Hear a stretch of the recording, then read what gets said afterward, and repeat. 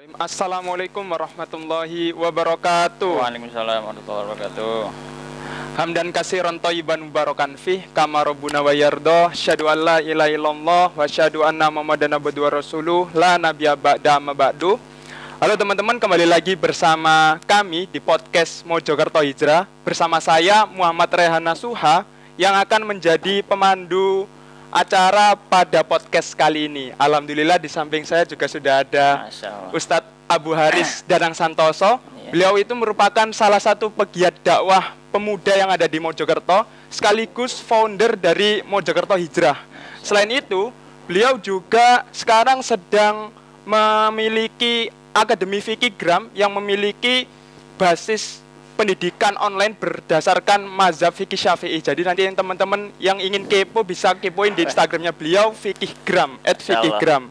Seperti itu.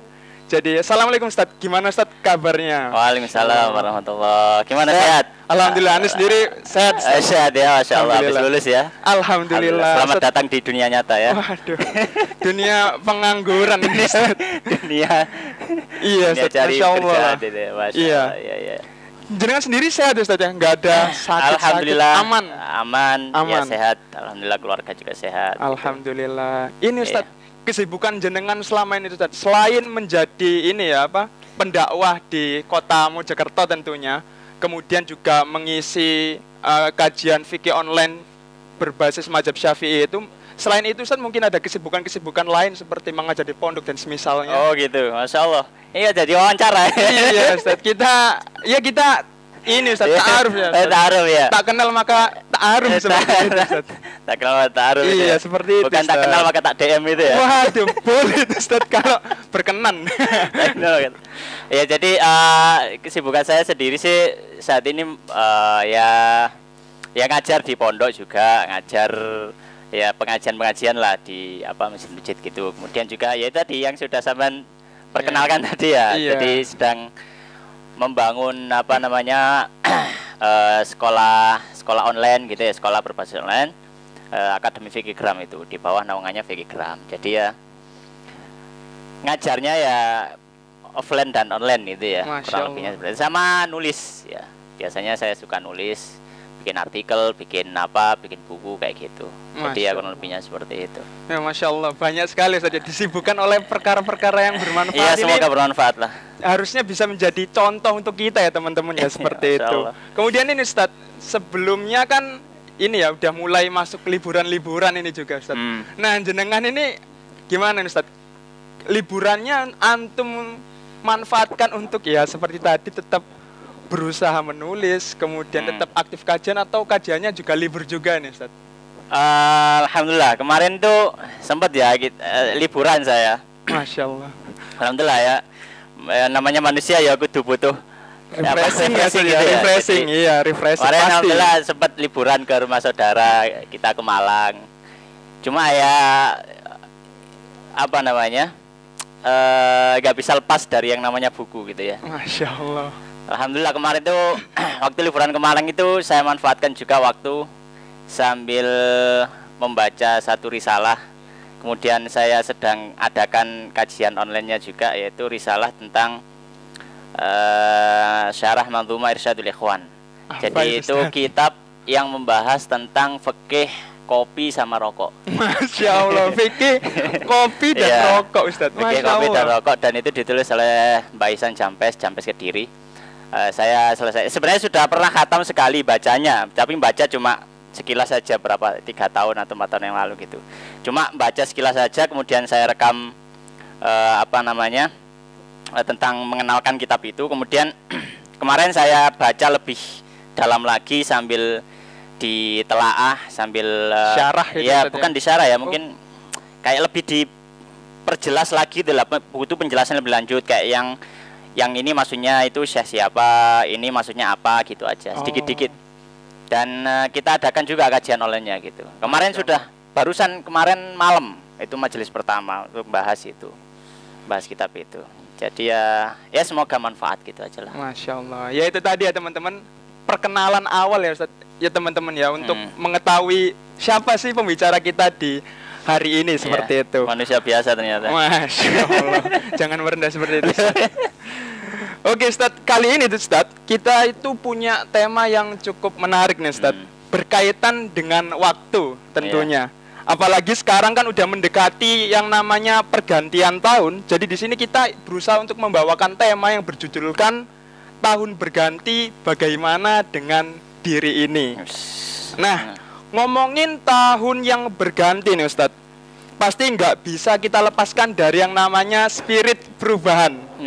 Tahun baru pasti ada yang namanya harapan baru. Tahun baru, harapan baru. Ingin jadi orang yang lebih baik seperti itu, Ustadz, ya. Harapan baru ya. Iya, Ustadz, seperti itu. Nama bis.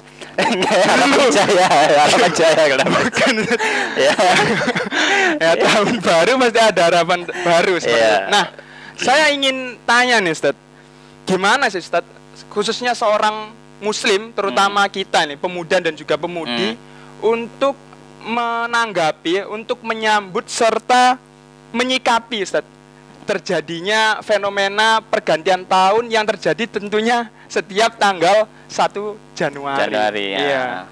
Nah, itu gimana, Ustaz, kita sebagai pemuda Muslim, pemuda dan pemudi Muslim menyikapi fenomena pergantian yang terjadi setiap tahunnya seperti itu, Ustaz? Apakah ini memberikan manfaat atau gimana, Ustaz? Iya, jadi memang yang namanya tahun baru itu identik dengan suatu yang hendaknya serba baru gitu ya. Namanya suatu yang baru, semuanya dibawa ke serba baru gitu. Dan juga salah satunya tadi, jadi ketika tahun baru ada harapan baru, ada status baru, ada istri, oh enggak lah, ada anak baru barangkali ya, ada yang lain-lain ya, serba baru, baju baru, apa baru gitu ya, rumah baru ya, rumah baru, amin gitu ya. Nah itu suatu hal yang secara naluri manusia normal. Orang itu pengen sesuatu yang sifatnya duniawi yang bagus, itu normal. Karena Allah Subhanahu wa taala menyampaikan dalam Al-Qur'an, zuyyina linnasi hubbus syahwati minan nisa'i wal bani wal qanatir muqantarah dan seterusnya. Jadi memang dibuat indah manusia itu mencintai keinginan-keinginan yang berbau dunia. Apa sih itu? Keinginan berbau dunia yang pertama, mencintai istri, mencintai anak-anak, mencintai wanita maksudnya, mencintai anak-anak, kemudian mencintai harta benda. Itu sesuatu yang sifatnya memang satu tabiat yang bawaan, yang nggak mungkin lepas dari kita itu. Terus aku mau donyo blas gitu. Ya, itu mungkin ada satu dua orang yang mungkin ya berusaha seperti itu ya. Menapaki tangga tangga zuhud dengan cara seperti itu, meninggalkan hal-hal yang berbau sifatnya dunia, dan itu sangat bagus sekali. Cuma mayoritas manusia, hampir semuanya pasti akan ada keinginan untuk mendapatkan sesuatu yang baru. Ya. Termasuk ketika momen tahun baru semacam ini, ya kita memiliki keinginan baru karena ada perubahan tahun, nggak masalah. Secara hukum asalnya nggak masalah gitu. Secara hukum asalnya nggak masalah. Karena kita hanya memanfaatkan momen saja. Ya, misalkan gini, misalkan kayak kita taruhlah ada libur kemarin lah, misalkan libur Natal. Kita sebagai seorang Muslim tentu nggak boleh merayakan Natal. Nggak ada orang Islam yang benar, yang akidahnya benar dan seterusnya, dia kemudian merayakan Natal, itu kan nggak benar. Ya, namanya hari raya orang lain, ya mungkin kita menghormati dengan tidak mengganggu saja, tapi nggak perlu kita ikut di dalamnya. Cuma pas kebetulan tanggal 25 itu memang dibuat libur nasional. Iya, ya kan ya. Dan terkadang orang itu nggak bisa ketemu kecuali kalau di hari libur. Dan kalau hari libur pun kadang nggak ketemunya di hari libur nasional, karena yang satu pegawai negeri, yang satu pegawai swasta. Jadi ketemunya di libur nasional. Ya, yang satu pabrik sip-sipan gitu ya, yang kadang libur hari Senin, kadang libur hari Selasa. Yang satu PNS, liburnya Sabtu Ahad. Iya. PNS-nya libur, pegawai pabriknya libur. Pabriknya libur, si PNS-nya tetap masuk gitu. Jadi ya nggak masalah kalau kita sifatnya itu memanfaatkan momen. Seperti kayak tahun baru sekarang ini, kita manfaatkan momen liburannya. Bukan kita membawa bendera saya merayakan tahun baru, enggak.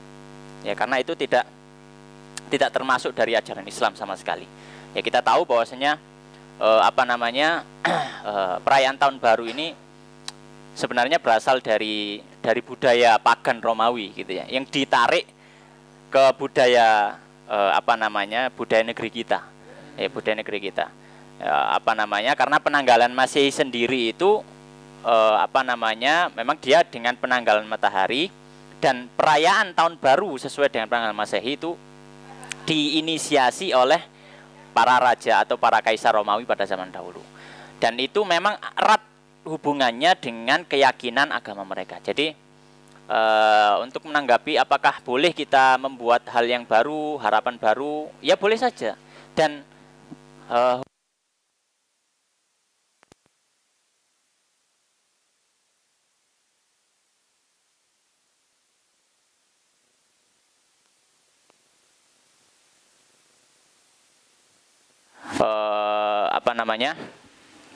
man lam yasalillah yaghdab alaih. Siapa yang nggak pernah minta kepada Allah, Allah pasti murka padanya. Rasulullah SAW selalu menghubungkan hambanya kepada Allah untuk menghadapi kehidupan dunia. Kalau ada hamba yang sudah mulai putus dari Allah dalam menjalani kehidupan dunia, maka itu akan menjadi pertanda buruk baginya. Maksudnya apa? Menghubungkan dia kepada Allah. Selalu hatinya berharap kepada Allah. Dan harapan manusia nggak mungkin putus selama dia masih berharap untuk hidup. Selama dia masih berharap untuk hidup, harapan manusia tidak boleh putus pada Allah Subhanahu wa taala. Maka sejatinya kalau misalkan di tahun baru kita punya harapan baru, boleh saja. Cuma yang perlu kita garis bawahi bahwasanya harapan itu tidak hanya waktu tahun baru saja. Setiap saat kita butuh harapan kepada Allah Subhanahu wa taala untuk berbagai macam keinginan kita. Ya, jadi seperti itu.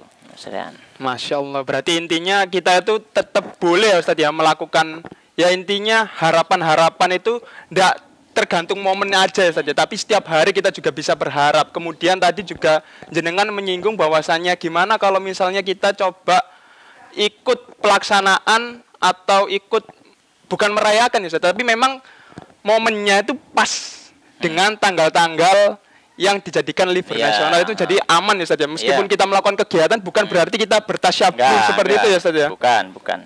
Oke. Kita hanya memanfaatkan momen saja ya Ustaz ya. Masya Allah. Oke Ustaz, kita coba beralih yang selanjutnya ya Ustaz ya. Nggak tahu ya Ustaz ya, tapi aneh itu ngerasa kalau misalnya waktu itu Ustaz juga kayaknya berjalan cepat banget gitu Ustaz ya. Kemudian biasanya kita itu nggak sadar sama kondisi tertentu. Perasaan kemarin itu masih begini-begini aja. Tiba-tiba dalam waktu yang singkat mulai berubah seperti Ustaz. Kemudian Ustaz, sebenarnya waktu itu kan terus berjalan. Nah kalau ngelihat fenomena yang ada nih Ustaz ya, kebanyakan dari kita itu kayak masih belum bisa memanfaatkan waktu dengan baik gitu Ustaz. Nah seringkali kita itu terlena terhadap waktu luang yang kita miliki. Misalnya aja Ustaz ya, kita kan tahu misalnya waktu sholat itu masih nanti. Dan akhirnya kita memanfaatkan waktu yang luang itu dengan hal-hal yang menurut kita mubah lah, atau hal-hal yang kita gunakan untuk mencari hiburan atau kesenangan semata. Misalnya main game, kalau enggak nonton anime, atau mungkin ada yang suka drakor mungkin bisa nonton drakor series gitu Ustaz. Itu kan membutuhkan khataman anime, khataman drakor itu kan membutuhkan waktu yang cukup lama Ustaz ya. Tiba-tiba loh udah zuhur gitu. Tiba-tiba udah udah masuk waktu sholat gitu Ustaz. Nah, jadi Ustaz sebenarnya itu seberapa penting sih Ustaz waktu bagi seorang muslim Ustaz? Nah, itu gimana itu Ustaz? Waktu itu suatu hal yang sangat-sangat berharga. Salah satu investasi yang setiap orang pasti memilikinya, yaitu waktu. Karena nggak mungkin orang hidup terus nggak punya waktu. Kalau nggak punya waktu berarti dia sudah nggak hidup di dunia, kan itu. Jadi waktu itu salah satu harta yang sangat mahal, yang hendaknya dijaga gitu. Makanya para orang-orang soleh yang mendahulu kita, ya Nabi SAW, para sahabat yang datang setelahnya, generasi-generasi terbaik, ya itu benar-benar memanfaatkan waktu dengan luar biasa. Jadi hampir nggak ada waktu untuk yang namanya mager, nggak ada waktu untuk yang namanya rebahan gitu ya. Rebahan dalam artian ya rebahan untuk suatu males-malesan, ya enggak. Rebahan kalau mungkin untuk apa ya, wong Jawa ngarani ngeluk geger gitu ya. Ngeluk geger itu maksudnya habis aktivitas kemudian capek sejenak terus kemudian di Ini apa ya? recharge energi. Ya, gitulah. Inilah. Itu mungkin ya, tapi kalau misalkan untuk apa namanya rebahan dan seterusnya. Makanya sebenarnya ini juga menjadi satu apa fenomena yang sebenarnya kurang baik juga. Ya. Apa itu? Yaitu fenomenanya adanya kaum rebahan gitu ya. Itu menunjukkan daya produktivitas akan menurun dan Islam itu sangat membenci itu. Ya, Islam sangat membenci. Sahabat Ibnu Mas'ud radhiyallahu taala anhu, beliau pernah mengatakan, ya wallahi la amqutu an ara rajulan apa namanya farigan la fi umurid dunya wala fil akhirah. Beliau menyampaikan, demi Allah, ya beliau sumpah dulu, demi Allah, aku itu benar-benar benci ngelihat orang nggak ngapa-ngapain. Bahkan sekarang itu jadi YouTube kan gitu ya. YouTube 2 jam 2 hari nggak ngapa-ngapain. Jadi konten. Iya jadi konten. Jadi konten. Jadi ya. Nonton ribuan ya kan. Iya, luar biasa sekali gitu ya. Iya. Makanya sahabat Ibnu Mas'ud dalam hadis yang apa riwayat disebutkan oleh Imam Tabarani. Beliau menyampaikan, demi Allah aku itu benci banget kalau ngelihat ada orang nganggur gak ngapa-ngapain, nggak masalah urusan dunia wala urusan akhirah. Jadi dia tuh nggak ngapa-ngapain dalam artian dia tuh tidak melakukan aktivitas yang memberikan manfaat untuk dunia atau memberikan manfaat untuk akhirat. Itu dia cuma nganggur saja, entah itu main atau apa. Ya, maka sejatinya hal semacam ini secara apa namanya konsep Islami itu enggak jauh sekali gitu ya, jauh sekali. Makanya kaum muslimin itu sebenarnya diajarkan oleh Nabi kita itu ya, mungkin untuk yang pemuda-pemuda teman-teman juga ini ya. Jadi kita itu diajari Nabi SAW untuk apa namanya jadi orang yang produktif gitu. Jangan sampai ada waktu-waktu kita yang terbuang. Ya, paling enggak manfaatkan. Kalau enggak urusan akhirat, urusan dunia lah gitu. Kalau mungkin untuk ibadah terus gitu ya, sholat terus, baca Quran terus, mungkin akan berat, capek, ya. Capek, apalagi yang bukan di pondok gitu ya. Kalau yang di pondok sih nggak masalah karena itu rutinan gitu ya. Tapi yang di pondok juga kadang males gitu ya. Nah, maka paling nggak manfaatkan untuk hal yang memang ada manfaatnya di dunia, gitu. Apa itu? Ya macam banyak sekali gitu ya. Daripada dimanfaatkan untuk main game, scroll nggak jelas. Coba mungkin dimanfaatkan kalau misalkan yang seneng baca buku misalkan, dibaca buku. Kemudian habis itu ya mungkin kalau sekarang buku fisik nggak terlalu ini ya, nggak terlalu populer. Sekarang lagi maraknya buku-buku online gitu ya. Misalkan beli atau mungkin download gratisan PDF ya, atau beli Google Book atau macam-macam. Ya itu dimanfaatkan untuk baca kayak gitu. Atau mungkin yang mungkin nggak suka baca, ya sukanya mungkin nggak suka baca sampai khatam gitu. Sukanya melakukan riset lah, penelitian. Nah itu kan bisa juga. Sekarang momennya apa nih? Bikin satu riset atau bikin apa? Pokoknya hal-hal yang sifatnya apa? Manfaat. Ya, sifatnya manfaat. Atau mungkin saya nggak suka kayak gitu. Saya sukanya itu lihat-lihat gitu aja misalkan. Ya coba dimanfaatkan, tapi ada hubungannya. Paling nggak ada manfaatnya. Misalkan kita suka foto misalkan. Ya, maka kita foto hal-hal yang misalkan di situ ketika kita akan post ada manfaat yang akan didapat orang lain. Ya, karena Nabi SAW menyampaikan dalam satu hadis, khairun nas anfa'hum linnas. Hadisnya pendek, kita semua hafal. Sebaik manusia itu yang memberikan manfaat pada orang lain. Misal kita post, misalkan ada foto misalkan orang tua yang mungkin lagi lelah bekerja, mungkin dia cari rongsokan atau apa, dia istirahat dulu. Kemudian kita suka foto-foto, kita upload ke sosial media, kita beri caption, ya. Mungkin kita bisa minum-minum di Starbucks hari ini, tapi lihat orang tua kita kerjanya di mana, gitu ya. Misalkan seperti itu. Iya. Ya. Jadi itu akan memberikan orang yang membaca, ada faedahnya buat orang lain. Jadi benar-benar seorang muslim itu harus jadi muslim yang produktif gitu. Jadi jangan jadi muslim yang mageran, jadi muslim yang rebahan. Hal-hal semacam ini nggak disukai sama sekali oleh Nabi Shallallahu Alaihi Wasallam. Masya Allah. Jadi tetap kita harus manfaatkan waktu sebaik mungkin. Gitu. Iya, Ustaz. Berarti selama kita memiliki kegiatan yang positif ya, Ustaz, ya, itu nggak masalah. Maupun perkara dunia. Bahkan juga akhirat nggak masalah, Ustaz. Bahkan kita fokus di dunia ini, Ustaz. Misalnya kita itu sekarang lebih suka ngembangin, mungkin ada teman-teman kita yang hobi bisnis ya Ustadz ya. Oh ya. Jadi dia itu mungkin fokusnya di bisnis, kemudian ada yang juga fotografi, kemudian ada juga mungkin sekarang dunia konten digitalnya juga lagi marak Iya. Ustadz. Nah kalau misalnya kita belajar sosial media, kemudian belajar konten-konten digital untuk pengembangan diri yang kita gunakan untuk bekal di masa depan, untuk bekerja dan misalnya untuk upah untuk pencarian, berarti aman Ustaz ya? Aman, itu manfaat. Masalah, itu manfaat ya, bener. Itu manfaat. Jadi kita mengembangkan diri, misalkan sambil belajar bikin konten, tapi konten yang manfaat ya, bukan nyampah ya. Iya, kalau enggak nyampah itu emang kadang viewernya dikit saja. Nah, ini yang kita mencari viewer Ustaz. Iya, ini yang juga jadi masalah juga. Jadi kadang kita itu apa ya?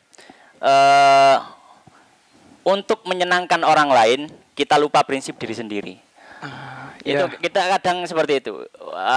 Demi untuk kalau seperti itu nanti, insya Allah dimanapun dia berada, kalau pola berpikirnya seperti itu, dia akan menjadi orang yang paling buruk di tempatnya.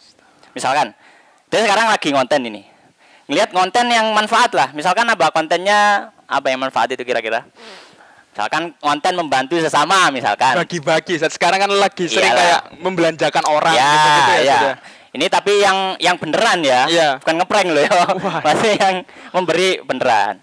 Dilihat kok followernya segini, terus dia eksperimen, cobalah ganti pola, ngeprank. Ya. Dikasih amplop, ini Bu beli itu, ternyata dibuka sampai sana sudah beli milih uang mainan. Waduh. Misalkan, ternyata itu followernya makin nambah misalkan. Akhirnya ternyata konten yang seperti ini yang diminati. Kemudian padahal model kontennya kan konten sampah gitu ya. Padahal konten yang nggak ada manfaatnya, bahkan itu tercela. Orang yang lihat aja udah benci gitu loh. Tapi karena mungkin orang-orang sekarang sukanya gitu, akhirnya dia ikuti apa namanya, tuannya tadi dalam tanda kutip, karena netizennya jadi tuannya kan itu. Ngikuti tuannya, akhirnya dia nyampah dan sebenarnya itu bertolak belakang dengan prinsip dirinya sendiri. Akhirnya dia gadaikan prinsipnya untuk membuat orang lain senang. Itu nanti kalau misalkan taruhlah, misalkan dia kerja di kantoran, dia akan rela berbuat apapun meskipun itu suatu hal yang menyalahi prinsipnya. Yang penting bosnya senang. Masih gitu. Karena sudah pola berpikirnya pokoknya orang yang atau juragan saya itu harus senang. Taruhlah mungkin di politik. Gimana? Nggak jadilah. Ya, misalkan di zamannya. Oh iya, ya apa kita sedikit gak masalah. Lagi zamannya memang. Iya, kan ini kan mau menghadapi tahun politik. Iya, betul. Ketika konsepnya berpikir seperti itu gitu. Akhirnya dia ya apa namanya? Dia hanya menuruti tuannya saja. Misalkan dia sebenarnya punya prinsip yang baik gitu ya, punya prinsip yang baik ya. Saya itu seorang muslim, saya harus memperjuangkan hak orang-orang kecil, memperjuangkan hak kaum muslimin, memperjuangkan rakyat misalkan seperti itu. Tapi ternyata para petingginya gitu ya, petinggi dari parpolnya dia misalkan, atau mungkin dari sisi manapun, pokoknya dia bosnya lah gitu, tidak menghendaki itu. Akhirnya dia akan menjadi pergolakan batin, saya milih mana. Kalau misalkan dia pola berpikirnya sudah kayak tadi, misalkan orang yang bikin konten sampah untuk memenuhi harapan netizen, ketika di atas juga akan sama. Dia tidak memiliki prinsip tersendiri. Prinsipnya akan mudah terombang-ambing. Itu.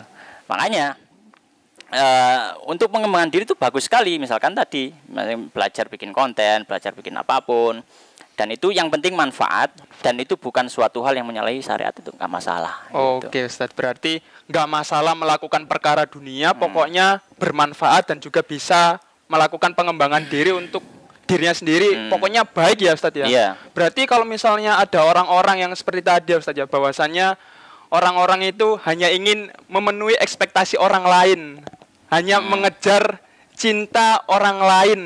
Berarti orang-orang yang seperti ini tuh orangnya itu gimana Ustadz? Tercelah kah? Atau orang-orang seperti itu ada hukuman-hukuman tertentu kah? Atau gimana Ustadz? Kita memandang orang yang terlalu mencari exposure dari yang lain, kemudian terlalu cinta terhadap orang-orang, pokoknya dia prinsip saya tak tinggalin, aku tak pokoknya orang-orang yang lihat aku ini senang terhadap aku itu berarti gimana Ustaz? Hukum orang yang seperti itu? Orang ingin dicintai orang lain itu bukan suatu hal yang salah. Kita ingin dicintai orang lain, orang-orang ingin cinta kepada kita, itu bukan suatu hal yang salah. Kalau secara hukum fikihnya gimana? Di hukum fikihnya ya mubah. Boleh saja. Nanti baru berubah hukum itu ketika dia masuk dalam ranah prakteknya. Karena kalau secara fikih ya, kalau lihat fikihnya kan nakumu bidzawahir. Kita menghukumi dalam hukum fikih itu kita hanya menghukumi yang terlihat saja. Kalau masih di dalam hati masih belum bisa dihukumi. Maka ketika dia berusaha melakukan upaya untuk mendapatkan cinta orang lain, maka yang dinilai upayanya usahanya tadi. Makanya Nabi SAW dalam satu hadis beliau menyampaikan, izhad fid dunya yuhibbukallah, wazhad fima indan nas yuhibbukan nas. Zuhudlah ya, hanya menginginkan apa yang di sisi Allah, maka Allah akan cinta kepadamu. Dan zuhudlah dari apa yang dimiliki manusia, manusia akan cinta kepadamu. Pesan yang disampaikan Nabi SAW atau dalam konteks itu tadi, Nabi secara tidak langsung menyampaikan, boleh kok kamu menginginkan cinta dari orang lain. Caranya apa? Zuhudlah. Kan gitu. Karena Nabi mengajarkan, izhad fima indan nas yuhibbukan nas. Kamu nggak perlu terlalu pingin dengan apa yang dimiliki manusia, manusia pasti akan cinta kepadamu.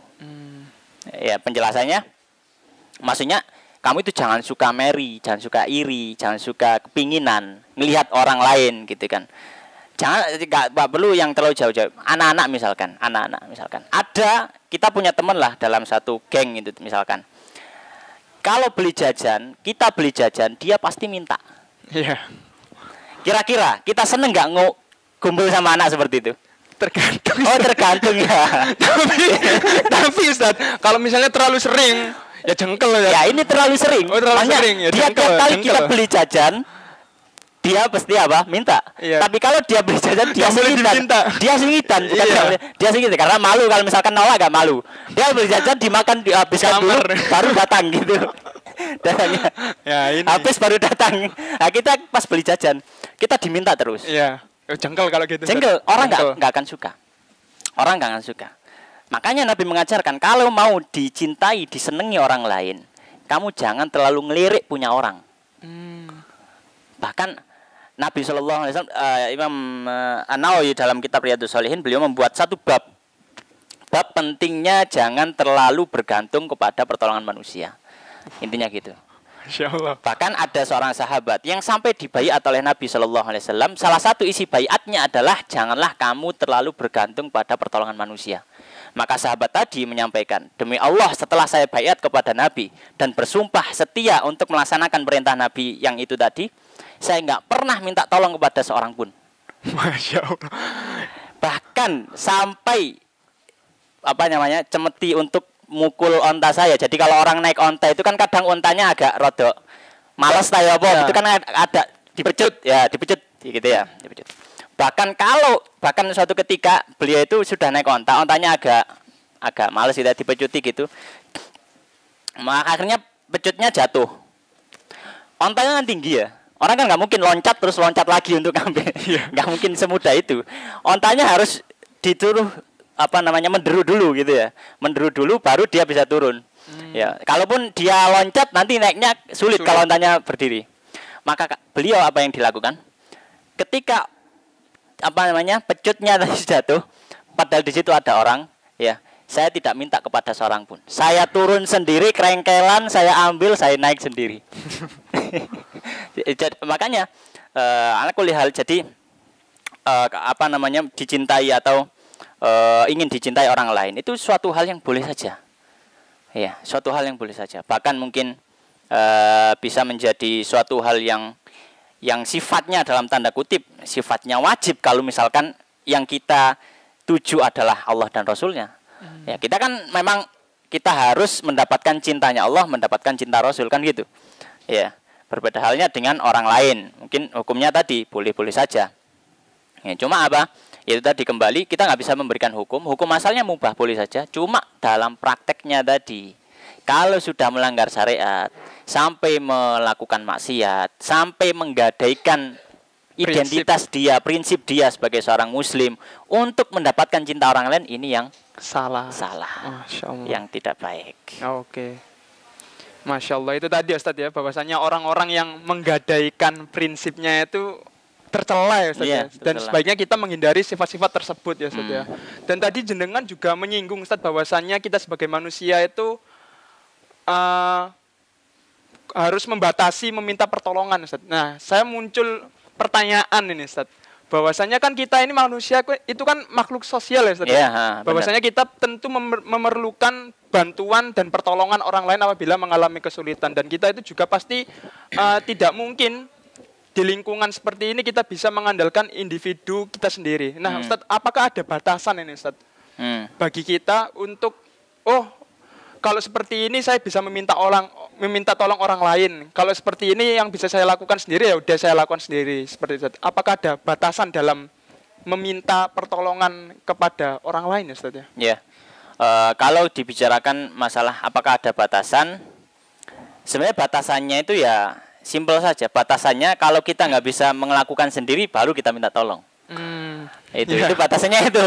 Kalau kan nggak mungkin ya. Kalau misalkan kita nggak bisa melakukan sendiri, terus mau gimana? Kan nggak mungkin. Ya misalkan kita taruhlah kita mau bikin rumah. Ya kita bikin rumah. Kita ini cuma tukang kayu. Nggak paham caranya, ya apa carane foto, ya apa carane ngudek lulu, carane nglepo, carane macam-macam itu nggak paham, kita nggak tahu. Ya cara masang tekel, bikin bangunan nggak paham. Kita cuma pahamnya itu bikin kuda-kuda, ya masang reng usuh, kemudian bikin bikin kusennya pintu atau bikin jendela gitu-gitu aja. Maka di situ nggak mungkin kita nggak minta tolong pada orang lain, kita pasti minta tolong pada orang lain. Ya, maka batasannya dikatakan ya batasannya adalah ketika kita sudah nggak bisa melakukannya sendiri. Tapi terkadang jadi meminta tolong itu sebenarnya hukumnya apa? Meminta tolong boleh saja hukumnya, boleh saja. Cuma yang hendaknya dipelajari jangan terlalu, gitu aja. Karena semua yang sifatnya terlalu itu tidak baik. Bahkan kalaupun itu sesuatu yang mubah, ya. Sesuatu yang mubah, tapi kalau dia sifatnya terlalu, maka tidak baik. Ya, makan itu bisa mengurangi izah dari seseorang itu apa enggak, Ustaz? Bisa juga kalau misalkan terlalu itu tadi. Bisa juga kalau misalkan terlalu. Ya. Ya, selama dia minta tolongnya itu enggak kenemenen gitu loh, enggak apa-apa minta tolong, dikit-dikit minta tolong dan seterusnya. Maka ini enggak masalah sebenarnya. Cuma kalau misalkan sudah pada taraf terlalu sering dan sampai memberatkan orang lain, maka ini yang tercela ya. Maka ini yang tercela. Jadi batasannya apa? Ya batasannya selama kita nggak bisa melakukan sendiri, maka kita silahkan meminta tolong kepada orang lain. Oke. Gitu. Masya Allah, itu tadi Ustadz ya. Oke Ustadz, kita coba beralih ke masalah waktu lagi. Tadi kan agak sempat melebar seperti itu ya. Kita kembali ngomongin waktu lagi nih Ustadz.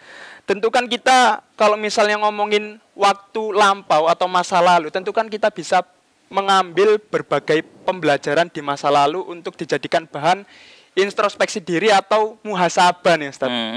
Nah tentu kalau kita ingin muhasabah, tentu kan kita memiliki tujuan atau memiliki harapan untuk menjadi pribadi yang lebih baik lagi.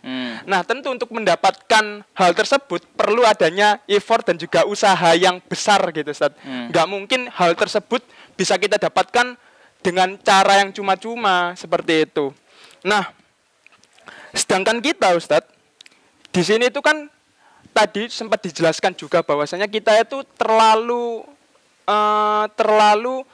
terbuai atau terlalu terlena dengan berbagai nikmat waktu sehat dan juga nikmat waktu luang tadi. Bahwasanya Nabi Muhammad juga pernah bersabda Ustaz, bahwasanya nikmatani makbunun fihima kasirun minan nas asiha wal faruq. Bahwasanya kebanyakan dari manusia itu terluput dari dua hal, yaitu kesehatan dan juga waktu luang. Nah, gimana nih Ustaz, bahwasanya kita sebagai seorang muslim untuk bisa memanfaatkan dan juga menjadi anggota atau menjadi pemuda-pemudi yang produktif dengan memanfaatkan waktu sehat kita dan juga waktu luang yang kita miliki, Ustaz.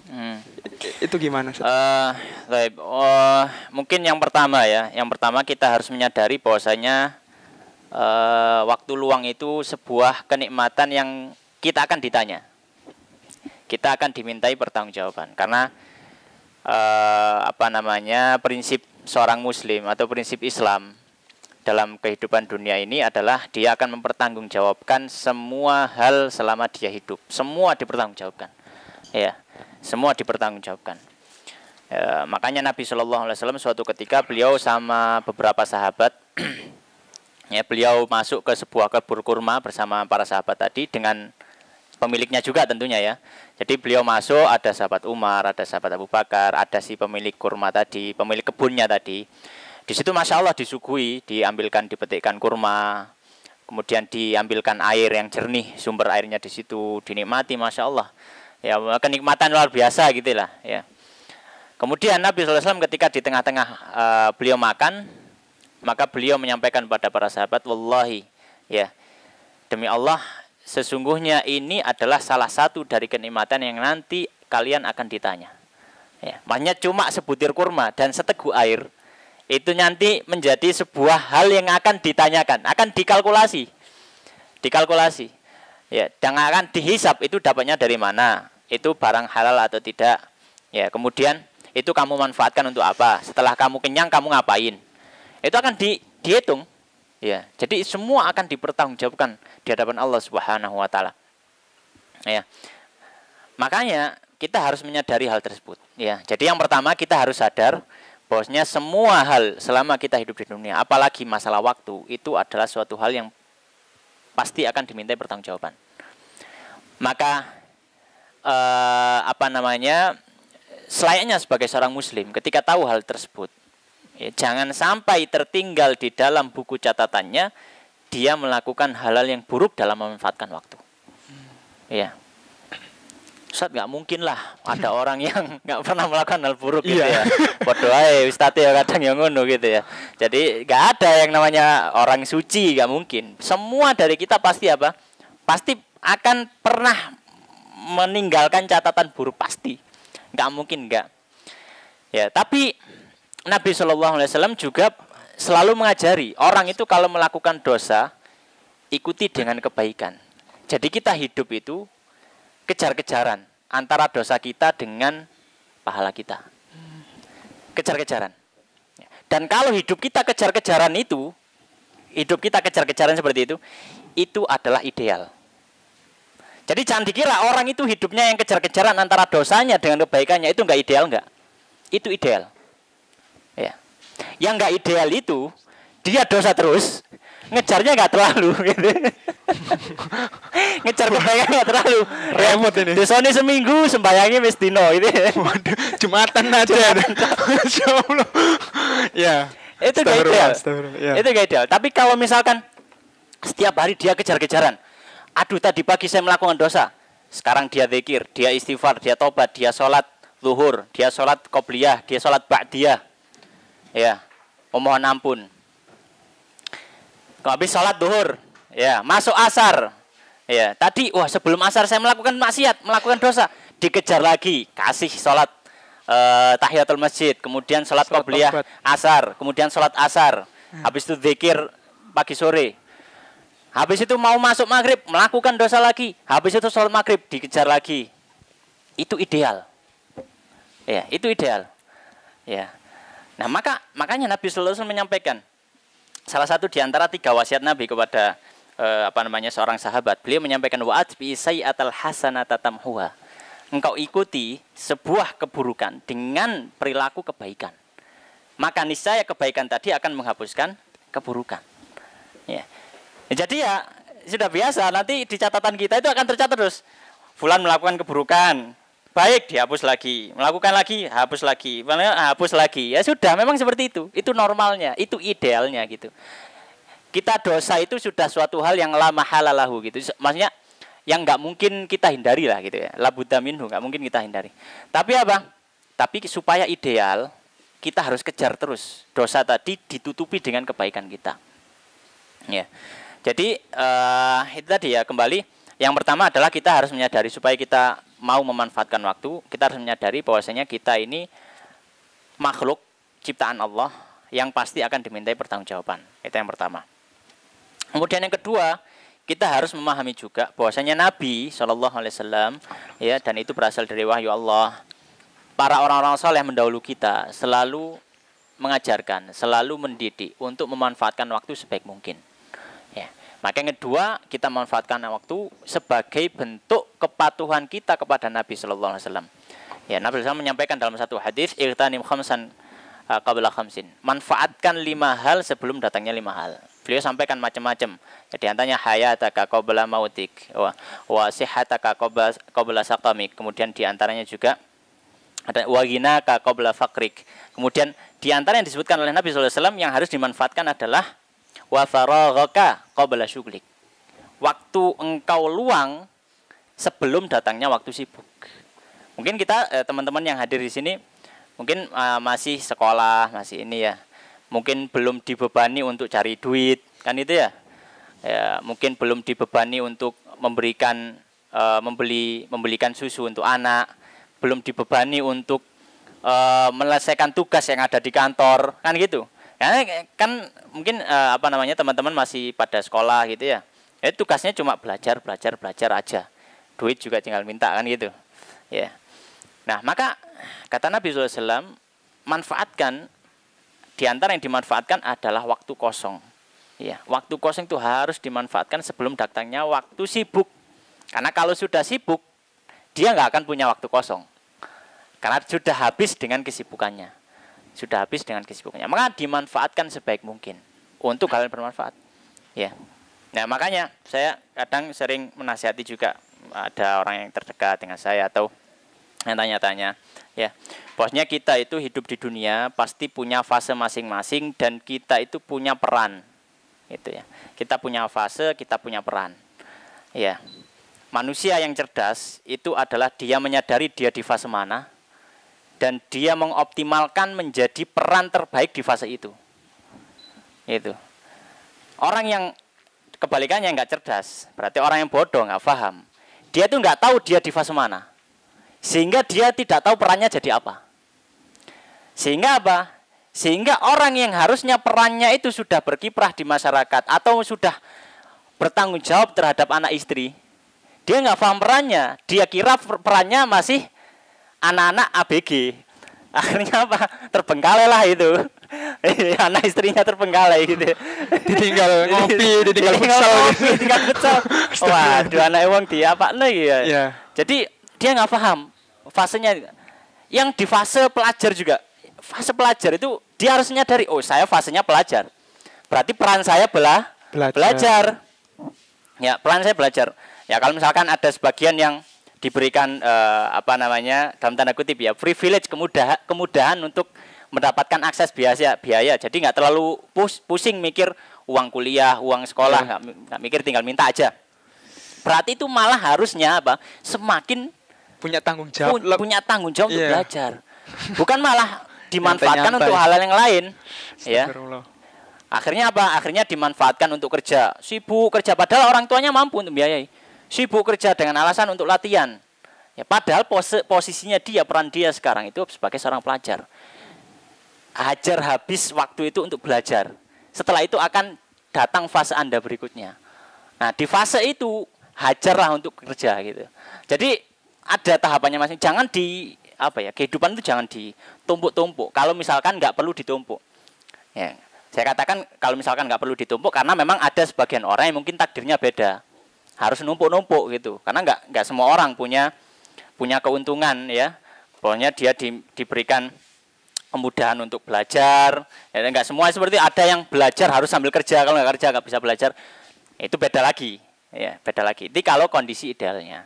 Jadi kembali tadi untuk menyadarkan bahwa kita harus memanfaatkan. Yang pertama kita harus sadar prinsip Islam kita, akidah kita, yaitu kita akan dimintai pertanggungjawaban tentang waktu. Yang kedua adalah itu sebagai wujud kita mentaati ajaran dari Rasulullah SAW. Jadi seperti itu. Masya Allah, seperti itu tadi Ustaz ya, bahwasannya kita itu harus mengetahui prime time atau kondisi prima kita untuk bisa beribadah, untuk berkontribusi sesuai dengan peran kita masing-masing seperti itu. Dan tadi jenengan juga nyinggung Ustaz bahwasannya manusia yang ideal itu ketika orang berbuat dosa maka dia mengiringinya dengan kebaikan. Tapi Ustaz, tapi ada beberapa orang, mungkin kebanyakan orang ketika dia terjatuh pada maksiat, terjatuh pada dosa-dosa, dia itu akhirnya males. Akhirnya yang seharusnya dia harusnya bertaubat, mengiringinya dengan kebaikan, tapi dia menuruti hawa nafsunya aja sehingga dia ini Ustadz kurang balance, kurang seimbang. Jadi dia itu putus asa, nyerah, dan juga nyalain kondisi, nyalain keadaan. Wis ancen aku kayak ngene iki takdire gitu. Takdire. Saya seperti ini tuh memang takdirnya seperti ini gitu loh. Saya dijadiin Allah orang yang bermaksiat seperti itu. Nah, waduh. Orang seperti itu tuh gimana Ustaz? Menyalahkan kondisi, menyalahkan takdir, kemudian nyerah dari kondisi-kondisi maksiat itu tadi Ustaz. Nah, udah nyerah, nyalain takdir Ustaz. Gitu. Itu orang-orang seperti itu gimana Ustaz? Biar kita itu tahu Ustaz. Mungkin kita punya teman-teman yang seperti ini Ustaz. Tipikal-tipikal orang yang kalau diajak, aku dorong wayahe. Dorong wayahe. Seperti itu Ustaz. Itu gimana Ustaz? Ya, ini neo Jabariyah gitu ya. Kalau dalam akidah itu ya. Akidah neo Jabariyah. Jadi memang perlu kita pahami ya, perlu kita pahami. Semua bentuk kemaksiatan dan keburukan yang terjadi pada diri manusia itu sumbernya adalah kesalahan dalam berakidah. Kesalahan dalam berakidah. Semuanya, semua dosa, semua kemaksiatan, semua keburukan itu sumbernya adalah kesalahan dalam berkeyakinan. Nggak paham konsep Islam dalam memandang keyakinan itu seperti apa. Akhirnya apa? Akhirnya ya timbullah macam-macam sekte dalam Islam. Ya. Dan sebenarnya namanya keyakinan manusia, keyakinan itu bukan suatu keyakinan itu kan bukan barang elektronik ya. Iya. Bukan sesuatu yang bisa disetting. Bukan sesuatu yang bisa berkembang terus. Berkembang. Oh iya. Bukan teknologi. Iya. Perasaan atau akidah, keyakinan manusia itu sejak zamannya Nabi Adam sampai hari ini itu wujudnya masih satu, wujudnya masih utuh. Jadi nggak mungkin dia berkembang. Kalaupun kelihatannya berkembang, itu sebenarnya adalah dari keyakinan masa lampau yang pernah terjadi. Karena memang hal semacam itu namanya keyakinan manusia, dia tidak akan berbeda dengan teknologi. Ya. Karena teknologi pasti berkembang. Ya. Ada teknologi 1.1 misalnya 1.2 kan gitu macam-macam ya. iPhone kan dijual itu sampai iPhone 12 ya saya ya. Sampai 15 sampai 15 saya ya. Aduh ya. Sampai macam-macam. Teknologi berkembang terus. Tapi kalau kayak enggak. Nah, itu tadi keyakinan yang semacam itu sebenarnya sudah ada sejak zaman dulu. Namanya keyakinan Jabariyah. Jabariyah itu apa? Jabariyah itu keyakinan seorang manusia yang beranggapan manusia ini adalah seorang yang seperti seperti daun yang dia tergantung angin berhembus kemana. Jadi dia itu nggak punya ikhtiar. Di pikirannya dia seperti itu. Dia nggak punya usaha sendiri. Itu cuma di pikirannya saja. Jadi dia itu terkungkung dalam pola pikirnya sendiri. Nyatanya nggak seperti itu. Mana ada orang yang nggak punya keinginan? Nggak mungkin ada. Ya. Meskipun taruhlah misalkan ya 5 jam tidak ngapa-ngapain di syuting dalam buat konten. Itu pasti ada keinginan. Apa keinginannya? Ya nggak ngapa-ngapain itu. Iya betul. Nggak mungkin nggak ada keinginan gitu kan. Dalam artian orang itu nggak mungkin nggak punya ikhtiar. Nggak mungkin nggak punya ikhtiar. Nah mereka itu atau pola pikir Jabariyah itu dia berpikiran bahwasanya saya ini makhluk ciptaan Allah. Allah menyampaikan bahwasanya kehendak makhluk pasti sesuai dengan kehendak Allah. Nggak mungkin makhluk punya kehendak di luar kehendaknya Allah. Makanya kalau begitu ya saya ini nggak bisa apa-apa sejatinya. Saya ini seperti seorang pasien yang entah digerakkan tangannya oleh dokter, atau saya ini seperti robot atau seperti boneka yang digerakkan oleh si penggerak boneka. Maka kita katakan konsep berpikirnya itu sudah salah. Makanya menimbulkan hasil yang salah. Ya. Maka kita katakan bahwasanya manusia itu tidak boleh menyalahkan takdir. Ya. Manusia itu tidak boleh menyalahkan takdir. Dan sebelum dari itu, kalau kita tarik, kan manusia nggak boleh menyalahkan takdir kan gitu ya. Kenapa kok sampai manusia nggak boleh menyalahkan takdir? Karena manusia nggak boleh beralasan dengan takdir. Orang itu bisa menyalahkan karena dia punya alasan untuk menyalahkan. Karena nggak mungkin tiba-tiba ada orang lewat, oh encene sampean misalkan, nggak mungkin dia lewat tiba-tiba disalahin orang, kan bodoh sekali. Makanya dia itu berani menyalahkan karena dia punya alasan. Kalau yang disalahkan takdir karena dia beralasan dengan takdir. Nah, manusia itu nggak boleh beralasan dengan takdir. Ya, manusia nggak boleh beralasan apa? Dengan takdir. Kenapa? Karena takdir itu adalah sesuatu yang belum terjadi.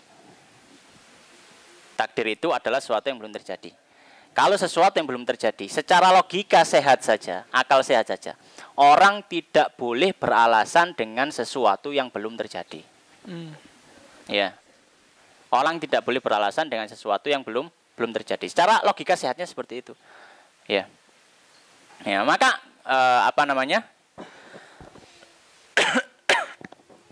kalau misalkan ada orang beralasan dengan takdir, maka tidak diperbolehkan. Oleh karenanya ada satu riwayat dari Nabi Shallallahu Alaihi Wasallam bahwasanya ada dialog antara Nabi Musa dengan Nabi Adam, ya, alaihissalam. Ya, yang Nabi Musa menyalahkan Nabi Adam alaihissalam. Ya, menyalahkan apa yang disalahkan? Menyalahkan Nabi Adam karena sebab Nabi Adam lah akhirnya manusia turun ke bumi, nggak berada di surga, kan gitu. Maka Nabi Adam membantah Nabi Musa.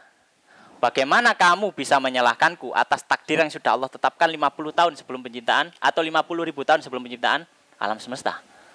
Makanya kamu nggak boleh beralasan dengan takdir, itu yang disampaikan. Dan Nabi SAW ketika menyampaikan hadis itu, beliau menutup statementnya dengan mengatakan, ya, dan sungguh Nabi Adam telah membantah Musa dengan bantahan yang telak. Karena memang secara agama, secara logika, orang nggak boleh beralasan dengan takdir. Karena takdir itu sesuatu yang belum terjadi. Ya, sesuatu yang belum terjadi. Ya, makanya tadi dikatakan, ayolah misalkan ayo sholat, ayo kegiatan manfaatnya sudahlah saya gini aja. Ya, memang saya diciptakan untuk gini. Dari mana Anda tahu kalau Anda diciptakan untuk seperti itu? Dari mana anda tahu kalau Anda nggak bisa berangkat ke masjid, mau sikil musi luru gitu loh. Ya nek sikil musi tak sikil gak ono gitu, baru besok budal masjid gitu. Makanya sebenarnya ada kemampuan, ada kemungkinan, semuanya serba kemungkinan. Tapi yang menghalangi adalah kesalahan keyakinan yang ada pada dirinya. Yang dia hanya terkungkung dalam pola pikir yang dia ciptakan sendiri. Masya Allah. Gitu. Jadi seperti itu Mas Rehan. Masya Allah. Berarti kita itu nggak boleh nyalain takdir ya Ustaz, ya, nggak boleh beranggapan bahwasannya hal-hal seperti ini atau hal-hal keburukan itu murni karena Allah. Padahal sebenarnya kita itu memiliki ikhtiar, memiliki pilihan untuk berkehendak seperti itu Ustaz, ya. Masya Allah. Oke Ustaz, mungkin ini jadi pertanyaan yang terakhir juga nih Ustaz. Kita juga masih membahas tentang waktu kembali Ustaz. Ngomongin masa lalu lagi nih Ustaz. Bahwasanya di masa lalu kita itu mungkin menjadi pribadi yang Masya Allah taat gitu Ustaz, ya. Kalau kita awal-awal hijrah itu Ustaz, biasanya kita semangat banget gitu Ustaz. Bahwasanya kenikmatan iman, Masya Allah, rasa manis iman itu masih terasa nikmat gitu Ustaz. Di awal-awal ketika kita hijrah, kita bisa melaksanakan, kita merasa bahwasanya melaksanakan Islam itu bisa dengan penuh semangat, kemudian bisa menjalankan sunnah-sunnah Nabi Muhammad SAW itu dengan baik juga. Tapi nggak tahu kenapa Ustadz, karena entah mungkin lingkungan pergaulan yang buruk, kemudian kurang ngaji juga, semangat udah mulai kendor ini Ustadz. Kemudian futur lah. Nah akhirnya kenikmatan atau rasa nikmat iman yang kita rasakan di awal hijrah itu udah mulai mengering Ustaz. Udah mulai gak terasa lagi, udah mulai hambar gitu Ustaz. Nah di fase-fase seperti ini Ustaz, gimana Ustaz caranya atau mungkin nasihat jenengan Ustaz bagi teman-teman, terkhususnya juga untuk saya juga dan juga yang lainnya juga, nasihat bagi kami orang-orang yang di masa lalunya sudah Masya Allah berusaha menjalankan ketaatan-ketaatan kepada Allah dengan baik, tapi qadarullah di tengah perjalanan atau di akhir perjalanan kita udah mulai semangatnya udah mulai turun, Ustadz. Karena kita juga sebenarnya juga takut ya, Ustadz ya. Kan orang itu tergantung amalan akhirnya. Orang yang misalnya beribadah Masya Allah kemudian di akhir dia berbuat syirik, berbuat keburukan, meninggal dalam keadaan hina, dalam keadaan maksiat, tentu kan itu bisa jadi penghapus amalan-amalan kebaikan dia sebelumnya gitu, Ustaz. Nah, gimana nih Ustaz nasihat bagi saya dan juga teman-teman secara luas yang dalam kondisi dan fase seperti ini, Ustaz. Menurun rasa kenikmatan imannya karena mungkin lingkungan dan semisalnya, Ustaz. Nasihatnya, Ustaz. Untuk yang pertama, Nabi Sallallahu Alaihi Wasallam atau sebelum itu ada seorang tabi'in namanya Zubair bin siapa kita agak lupa ya. Datang kepada sahabat Anas bin Malik. Radhiyallahu ta'ala anhu di zaman kepemimpinan Hajjaj bin Yusuf. Mungkin kita pernah dengar ya, Hajjaj bin Yusuf. Pernah dengar nggak? Pemimpin Muslim. Jadi dia bukan khalifah, tapi dia itu kayak gubernur gitulah. Tapi punya tindakan yang luar biasa. Jadi beliau pemimpin yang zalim gitu ya. Ini enggak ada sangkaunya dengan politik ya. Ini nanti ada ininya, ada iprohnya. Jangan dipotong videonya teman-teman. Ya. Astagfirullah. Khawatir saya. Tahun politik ini. Khawatir ya. Jadi gini, ada seorang tabi'in mengeluh kepada sahabat Anas bin Malik tentang beratnya zaman itu. Zaman itu loh, beliau keluhkan berat. Maka beliau menyampaikan, Anas bin Malik mengatakan, isbir, sabarlah. Ya. Wallahi, ya. La ya'ti zamanun illa alladhi ba'dahu syarrun minhu. Kata beliau, demi Allah, tidaklah masa itu akan datang terus. Dan masa yang datang berikutnya itu lebih buruk kondisinya daripada masa sebelumnya. Dan beliau, sahabat Anas mengatakan, sami'tuhu minan Nabi sallallahu alaihi wasallam. Aku mendengar ucapan ini dari Nabi sallallahu alaihi wasallam. Ya. Pelajarannya, poinnya apa? Bahwasanya poinnya, masa itu semakin mendekati masa akhir zaman ini atau masa akhir dari alam semesta, itu kondisi itu akan semakin banyak fitnah, akan semakin banyak cobaan, akan semakin banyak tantangan. Jadi bukan orang memegang Islam untuk bisa istiqomah itu semakin mudah, bukan. Semakin sulit. Ya beneran semakin sulit. Ya. Jadi semakin tahun itu sebenarnya orang memegang keislamannya dan berusaha istiqomah semakin sulit. Ya. Tapi ada satu nasihat tadi yang disampaikan oleh sahabat Anas bin Malik, isbir. Kau perlu sabar. Gitu. Kau perlu sabar. Makanya sering kali kita dengarkan khotib ketika khutbah itu selalu memastikan apa? Ya ayyuhalladzina amanu taqullaha haqqa tuqatih wa la tamutunna illa wa antum muslimun. Minimal paling enggak kalau kamu mati jangan mati kufur. Itu sudah bagus luar biasa. Minimal. Jangan mati kufur. Soalnya apa? Kalau mati kufur kemungkinan Anda untuk masuk surga adalah 0%. Kalau Anda mati kufur, kemungkinan Anda untuk masuk surga 0%, sudah. Nggak ada kemungkinan. Ya, bukan 0%, malah sudah kurang dari 0 kalau misalkan ada angka di bawah 0. Jadi sangat tidak mungkin. Makanya itu salah satu nasihat yang mungkin sering kita dengar dari khotib ketika khutbah Jumat itu. Wala tamutunna illa wa antum muslimun. Jangan kamu itu sekali-kali mati dalam kondisi kufur. Ya. Jadi yang pertama nasihatnya ya untuk kita semua tentunya ya. Pertahankan keislaman ini. Gitu ya. Pertahankan keislaman ini. Di tengah gempuran banyak yang lockout barangkali gitu ya. Tapi alhamdulillah insyaallah banyak yang login gitu ya. Yeah. Di tengah gempuran godaan-godaan semacam itu. Ya. Godaan bukan cuma secara terang-terangan. Bisa jadi, saya nggak masuk Kristen. Saya nggak masuk Yahudi ketika itu. Terus agamamu apa? Saya nggak punya agama loh, jadi agnostik. itu kekufuran model baru. Ya, kekufuran model baru. Ya. Jadi akhirnya itu dengan gayanya dan PD-nya, apalagi anak-anak kampus sekarang kan gitu. Dengan wah sosok profesor yang menyampaikan tuh kayak gini-gini, akhirnya saya sangat pernah dengan pemikiran profesor padahal pemikiran sesat kan gitu. Akhirnya oh iya benar ya. Benar memang Tuhan itu ada, tapi belum pasti agama-agama yang ada itu benar kan itu. Agama Tuhan itu ada. Belum pasti agamanya benar gitu. Akhirnya apa? Akhirnya mulai terpengaruh. Ya sudah saya log out tapi nggak login kemana-mana gitu. Jadi dia tuh ngawang gitu, ngawang. La ilaha illa wa la ilaha illa gitu, nggak kemana-mana. Jadi itu juga makanya kita sampaikan. Paling tidak jaga keislaman kita. Dan maksud dari kalam saya atau ucapan saya menjaga keislaman kita itu adalah banggalah dan tetaplah teguh menjadi seorang penganut muslim yang taat. Ya. Jangan sampai keluar dari agama Islam. Entah itu mau ke Kristen, mau ke Yahudi, mau ke Buddha, ke Hindu, jangan sampai. Iya. Atau mungkin ke kufur-kufur model tadi. Mungkin yang agak ini, mungkin ateis bener-bener anti Tuhan gitu ya. Ya.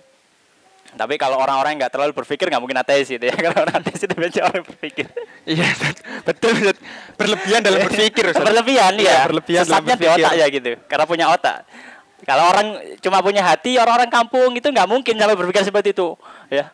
Kok ono orang mikir kayak gitu? Pasti gitu. Mikirnya gitu. Ono mikir karena pangeran itu pasti aneh gitu. Ya itu karena mungkin gaya-gayaan saja dia bangga dengan otaknya gitu. Atau mungkin yang tadi model baru tadi agnostik tadi. Dia percaya Tuhan tapi nggak percaya agama. Akhirnya dia nggak kemana-mana.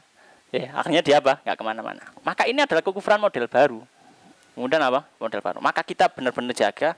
Kita harus bangga sebagai seorang Muslim. Ya, kita harus tunjukkan identitas kita dan kita tetap memegang teguh. Itu yang pertama. Yang kedua, jangan meninggalkan ajaran agama Islam. Minimal adalah kewajiban. Ya, mungkin akan berat bagi kita untuk melaksanakan sholat sunnah.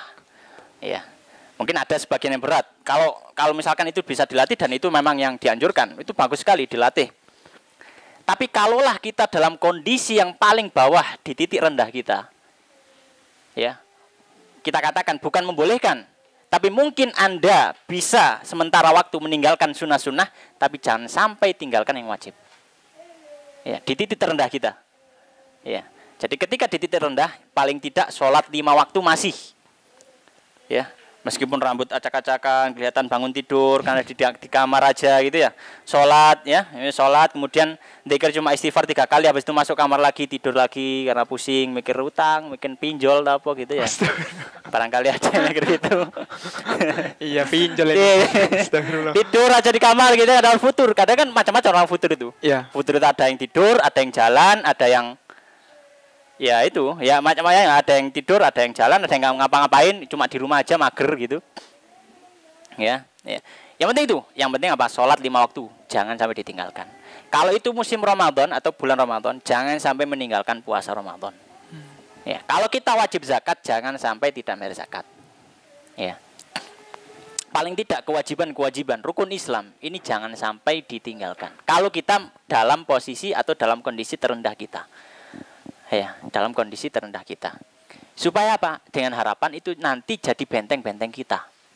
Paling kita rukun Islam itu jadi benteng kita. Benteng dari apa? Benteng syahadat kita gitu loh. Kalau kita bentengnya ada udah digrogoti satu persatu, kemudian kita kelihatan futur, datangi sama orang. Kamu butuh apa? Saya butuh uang banyak. Oh, bisa. Ikut saya sebentar ya, tapi ya nanti mampir ke bank. Kemana? Saya tak kebaktian dulu sebentar misalkan. Sampai tunggu di luar. Nanti tak mampirkan ke bank gitu. Oh iya, akhirnya diarahkanlah sedikit demi nggak tahu. Iya.